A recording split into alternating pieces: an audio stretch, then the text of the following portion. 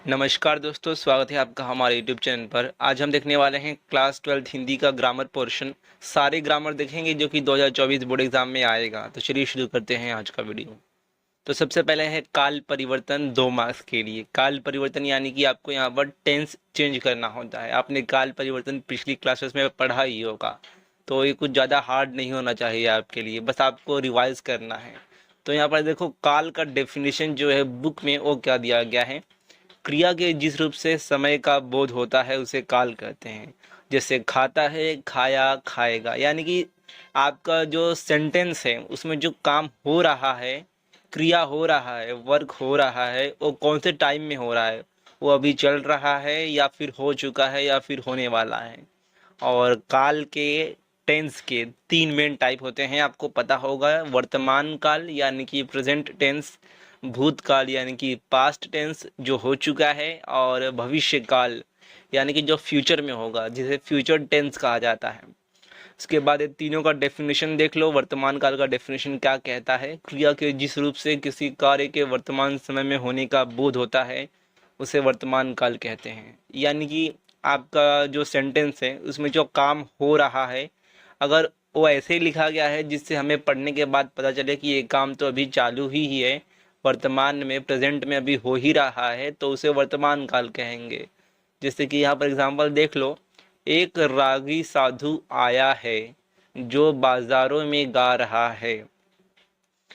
तो वर्तमान काल की जो पहचान कैसे की जा सकती है, यहाँ पर वाक्य का जो एंडिंग रहेगा, सेंटेंस के एंडिंग में है, हूँ, ऐसे वर्ड्स रहेंगे। जैसे कि यहाँ पर देख सकते हो, जो बाजारों में गा रहा है, यहाँ पर लास्ट में है। उसके बाद एक रागी साधु आया है, इसमें भी लास्ट में है। उसके बाद सेकेंड वर्ड है, सेकेंड आपका यहाँ पर वाक्य सेंटेंस है, बच्चे की गलती क्षमा के योग्य है, इसमें भी लास्ट में है। तो ये हो गया आपका वर्तमान काल। आप ऐसे पहचान सकते हो, सेंटेंस के एंडिंग में है, हूँ, ऐसे जो वर्ड हैं वो रहेंगे। उसके बाद अगला है भूतकाल यानी कि पास्ट टेंस, जो कि काम हो चुका है पहले ही, उसको हम भूतकाल कहेंगे। एग्जाम्पल देख लो। मौसी अपने गांव की ही नहीं बल्कि पूरे इलाके की आदर्श बेटी बन गई थी। तो यहाँ पर लास्ट में है थी। और उसके बाद सेकंड है, मौसी कुछ नहीं बोल रही थी, इसमें भी लास्ट में थी है। तो भूतकाल के जो सेंटेंस होंगे, जिस वाक्य में भूतकाल होगा वहाँ पर लास्ट में थी, था, ऐसे वर्ड होंगे। तो आप उससे पहचान सकते हो भूतकाल को। उसके बाद है भविष्य काल। तो भविष्य काल यानी कि इसका डेफिनेशन देख लो। जो काम अभी होगा आगे फ्यूचर में, उसको सिंपली भविष्य काल कहते हैं। और एग्जांपल देख लो। मैं सांप को जीता नहीं छोड़ूंगा, पीस डालूंगा। मैं आपकी हर आज्ञा का सिर झुकाकर पालन करूंगा। तो यहाँ पर देखो, ऐसे जो सेंटेंस हैं जहाँ पर वर्ड के एंडिंग में करूंगा, करूंगी, देखूंगा, देखूंगी, ऐसे जो वर्ड हों जिससे हमें ये इंडिकेट हो कि अभी काम हुआ नहीं है, ये आगे होगा फ्यूचर में, तो वो हो जाता है भविष्य काल। अब यहाँ पर ये जो तीनों काल हमने देखे, वर्तमान काल, भूतकाल और भविष्य काल, ये तीनों के सब टाइप भी हैं। वर्तमान काल के 3 टाइप हुए, 3 टाइप आपको यहाँ पर बुक में पढ़ने हैं, सामान्य, पूर्ण और अपूर्ण। भूतकाल के भी 3 टाइप पढ़ने हैं, सामान्य भूतकाल, अपूर्ण भूतकाल और पूर्ण भूतकाल। और वहीं भविष्य काल का सिर्फ एक ही टाइप है जो कि है सामान्य भविष्य काल। तो एक एक को डिटेल में देखते हैं हम। तो सबसे पहला है सामान्य वर्तमान काल। इसका डेफिनेशन देख लो। क्रिया के जिस रूप से यह मालूम होता है कि कार्य बोलते या लिखते समय होता है उसे सामान्य वर्तमान काल कहते हैं। सामान्य वर्तमान काल से इस बात का पता नहीं चलता कि क्रिया पूर्ण हुई अथवा अपूर्ण रही है। जैसे मैं प्रतिज्ञा करता हूँ, शिष्य गुरु का ख्याल रखता है। तो देखो, सामान्य वर्तमान काल यानी कि जो प्रेजेंट टेंस होते हैं, यानी कि जो आपका काम है वो प्रेजेंट में, वर्तमान में चल रहा है, लेकिन वो सेंटेंस पढ़ने के बाद हमें ये नहीं पता चलता कि वो काम हो चुका है या फिर नहीं हुआ है। देखो यहाँ पर लास्ट में कहा गया है, सामान्य वर्तमान काल से इस बात का पता नहीं चलता कि क्रिया पूर्ण हुई अथवा अपूर्ण रही है। तो यहाँ पर पता नहीं चलता कि जो आपका प्रेजेंट में काम चालू है वो कंप्लीट हो गया है या फिर नहीं। तो देखो यहाँ पर आपको कुछ एग्जाम्पल भी दिए हैं सामान्य वर्तमान काल के, जैसे कि सबसे पहले पुलिंग एग्जाम्पल, यानी कि जिसमें काम करने वाला जो भी करता है यानी कि व्यक्ति है वो एक पुरुष है, एक मेल है। तो पुल्लिंग वाक्य कैसे हो सकते हैं सामान्य वर्तमान काल के? मैं फल खाता हूँ। खाता हूँ ये वर्तमान में है, लेकिन खा चुका हूँ ऐसा नहीं है। अगर होता कि खा चुका हूँ तो ये पूर्ण वर्तमान काल होता, लेकिन यहाँ पर लिखा है खाता हूँ तो ये हो गया सामान्य वर्तमान काल। अगर इसी की जगह रहता मैं फल खा रहा हूँ तो ये हो जाता अपूर्ण वर्तमान काल। आपको सिर्फ अपने माइंड का यूज़ करना है, बाकी सब आप इजीली लिख लोगे। उसके बाद एक और एग्जांपल देखते हैं, हम फल खाते हैं। ये हो गया एक और एग्जांपल बहुवचन का, जो कि सामान्य वर्तमान काल का एग्जांपल है। अगर इसकी जगह ऐसा होता हम फल खा रहे हैं, यानी कि प्रेजेंट में अभी वर्तमान में ही खा रहे हैं और अभी वो काम चालू है, तो वो हो जाता अपूर्ण वर्तमान काल। अगर ऐसा होता हम फल खा चुके हैं तो वो हो जाता पूर्ण वर्तमान काल। लेकिन यहाँ पर दिया है हम फल खाते हैं, तो इससे हमें पता चल नहीं रहा कि ये जो काम अभी प्रेजेंट में वर्तमान में चालू है वो कंप्लीट हो गया है या फिर नहीं। तो यही होता है सामान्य वर्तमान काल। उसके बाद अगला है अपूर्ण वर्तमान काल। वर्तमान काल का अगला ही टाइप है सिंपल। इसका मतलब कि प्रेजेंट में जो काम चालू है वो अभी कंप्लीट नहीं है, ठीक है। प्रेजेंट में जो आप काम कर रहे हो वो अभी पूरा नहीं है, इसका मतलब होता है। तो एग्जांपल देख लो, मैं अपने मित्र से मिल रहा हूँ और विद्यार्थी आपस में बातें कर रहे हैं।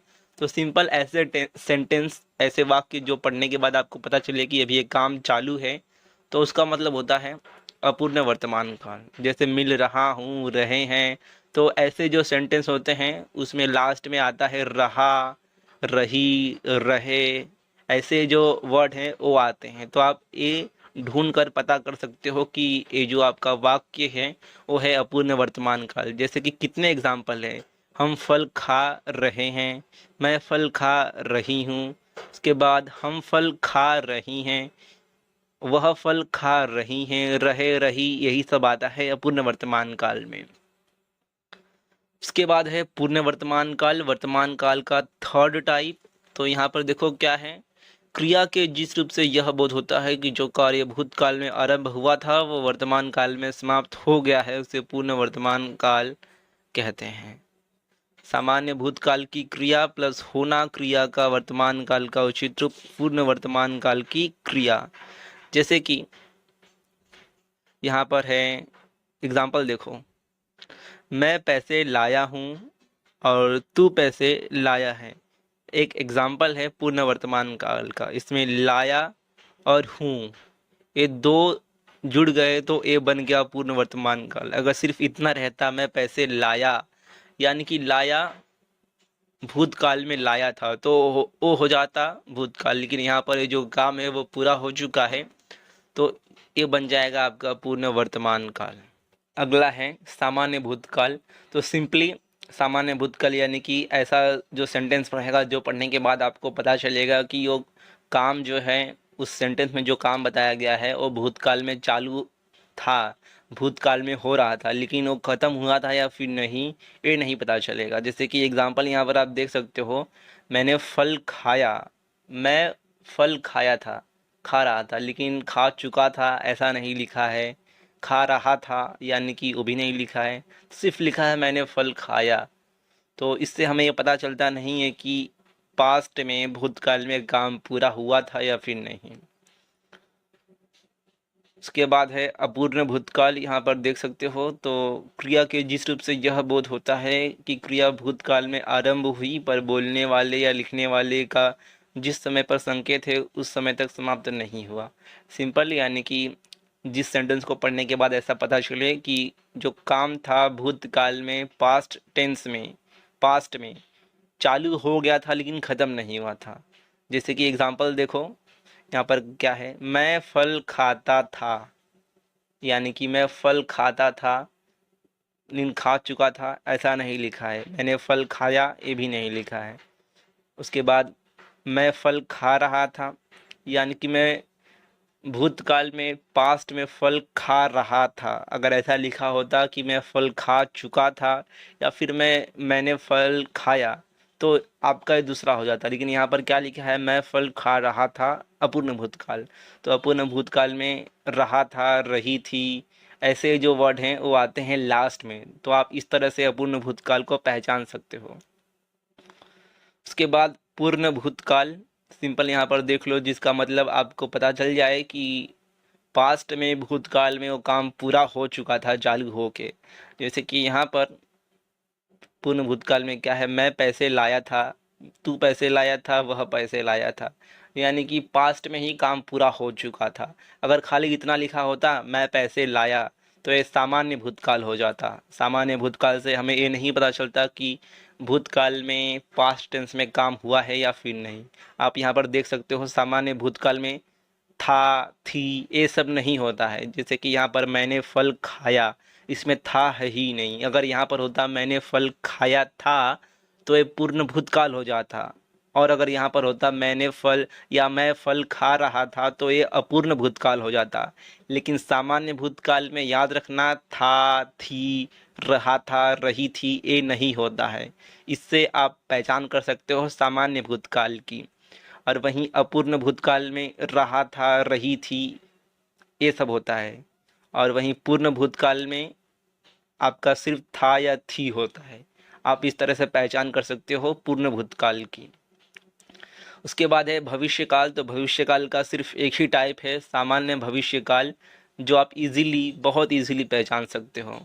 तो जैसे कि मैं फल खाऊंगा, उसके बाद तू फल खाएगा, वह फल खाएगा, हम फल खाएंगे। तो जो भी वाक्य के सेंटेंस के एंडिंग में खाएगा, करूँगा, करेंगे ऐसा हो, उससे पता चलता है कि ये भविष्यकाल है। और भविष्यकाल का सिर्फ एक ही टाइप है, सामान्य भविष्यकाल।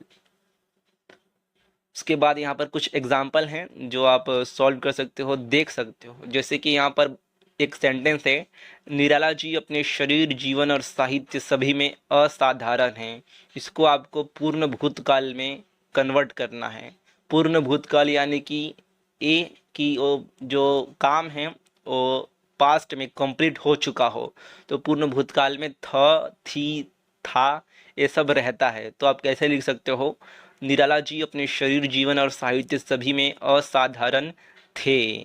थे यानी कि वो कंप्लीट थे, वो काम पूरा हो चुका था।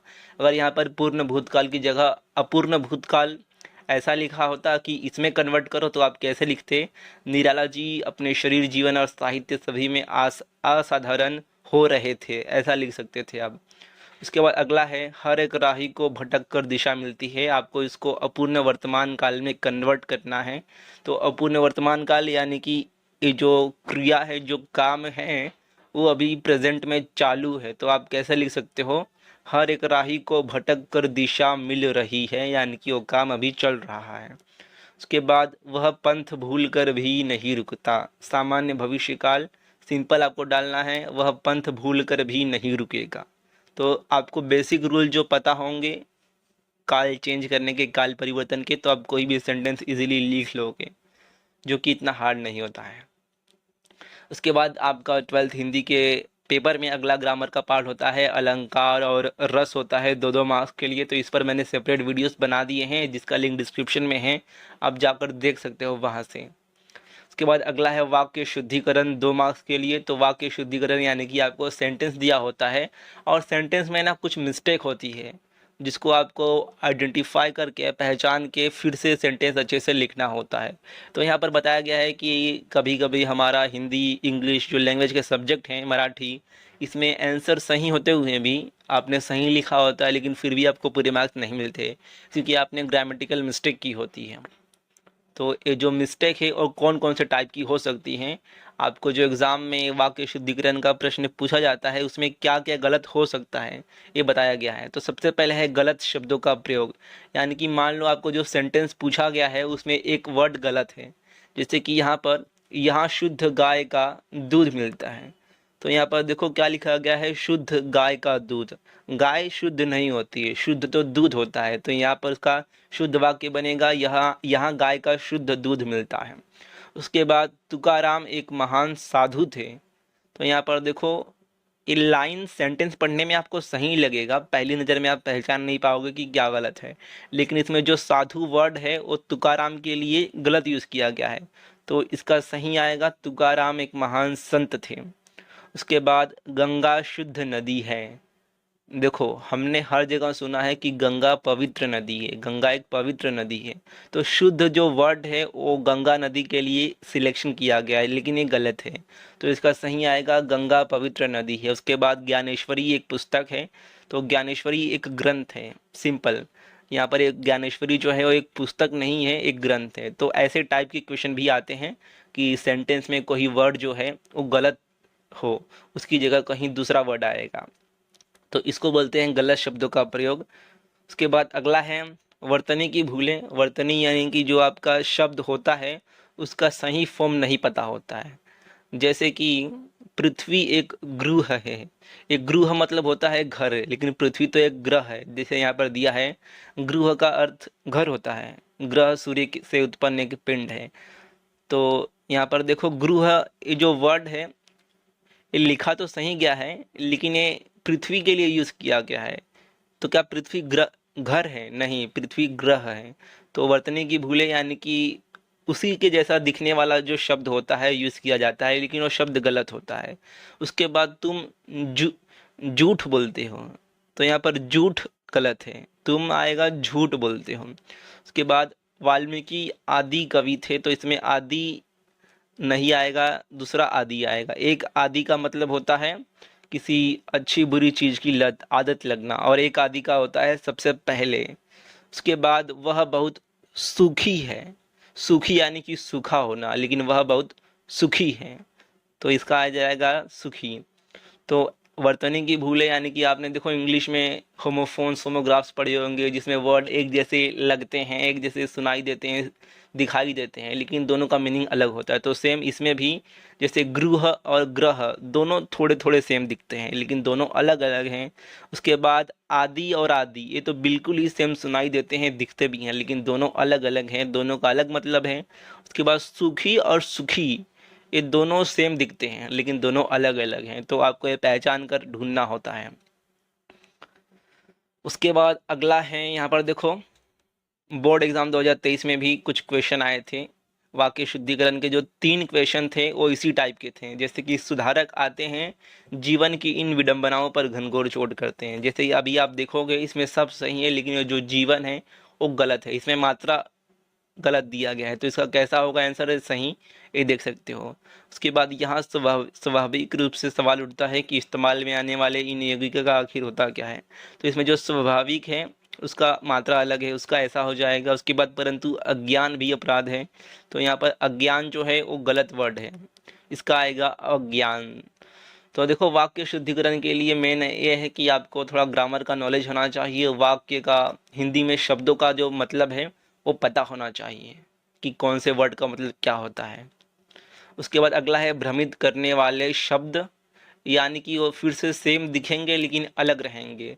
जैसे कि एग्जाम्पल, अपने माता पिता से मेरा प्रमाण कहना, तो प्रमाण नहीं होता है, अपने माता पिता से मेरा प्रणाम कहना। प्रमाण का मतलब होता है सबूत, लेकिन प्रणाम का होता है नमस्कार। उसके बाद आपसे मुझे यही उपेक्षा थी, तो यहाँ पर आएगा आपसे मुझे यही अपेक्षा थी। उपेक्षा का मतलब होता है अवहेलना करना या फिर तिरस्कार करना, लेकिन अपेक्षा का मतलब है आशा करना।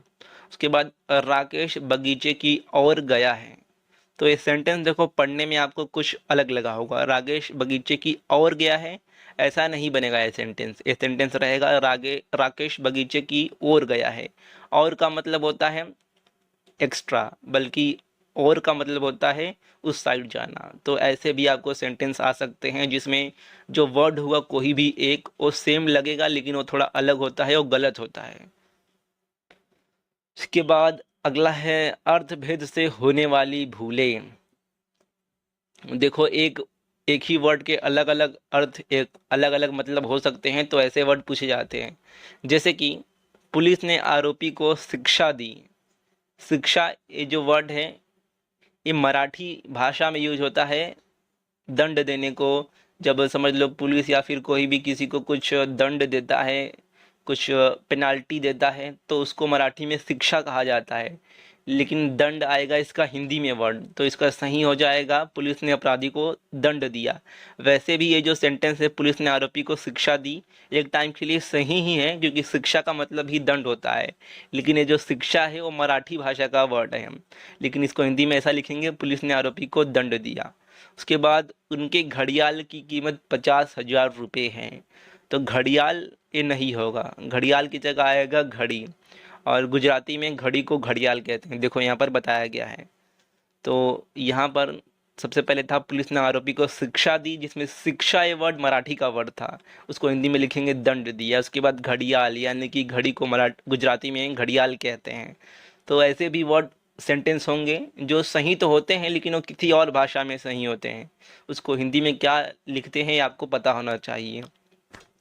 उसके बाद मातृभाषा के शब्दों का प्रयोग सेम इसी की तरह है कि इसमें कोई एक वर्ड जो रहेगा सेंटेंस में वो दूसरे लैंग्वेज का रहेगा, जैसे कि रोहित को भूख लगी है। अब ये भूख जो है ये मराठी भाषा का वर्ड है, जो इसे हिंदी में लिखना होगा तो ऐसे लिखाया जाएगा, रोहित को भूख लगी है।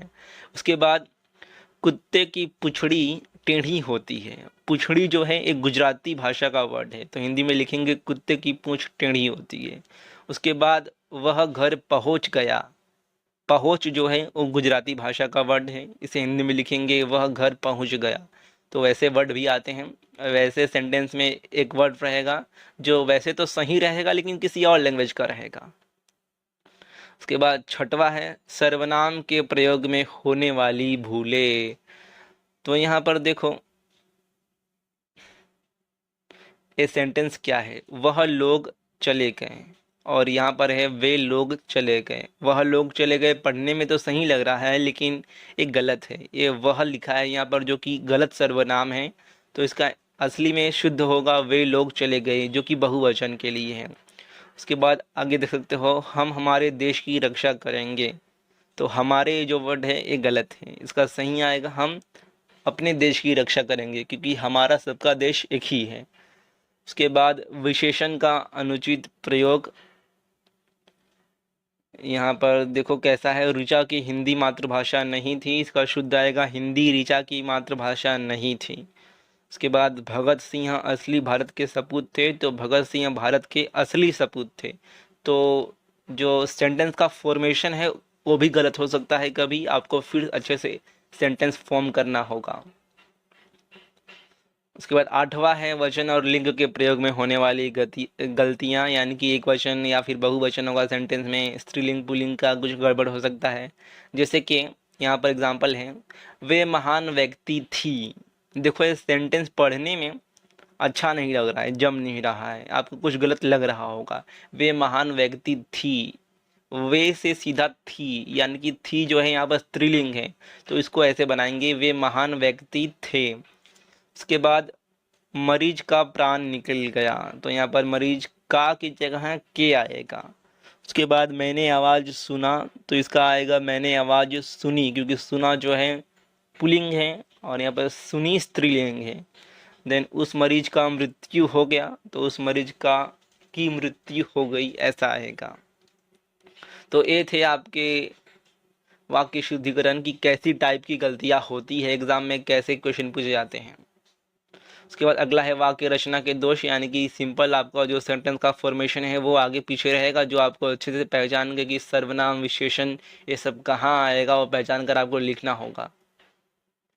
उसके बाद मुहावरे की बात करें तो मुहावरे के लिए आप क्या कर सकते हो, जो भी आपके स्वाध्याय में है मुहावरे जो भी दिए हैं वही आएगा, मुहावरा बाहर से नहीं आएगा। और मुहावरे का जो अर्थ होता है वो आप अपने हिसाब से भी लिख सकते हो, जरूरी नहीं कि जो बुक में लिखा है वही लिखो आप सेम टू सेम, आप अपने हिसाब से भी लेकिन मिलता जुलता उससे लिख सकते हो। तो यही था आज का हमारा वीडियो, हमने सारे ग्रामर के टॉपिक देख लिए, और ऐसे ही वीडियोस के लिए चैनल पे बने रहिए। आपको हिंदी के एग्ज़ाम के लिए ऑल द बेस्ट।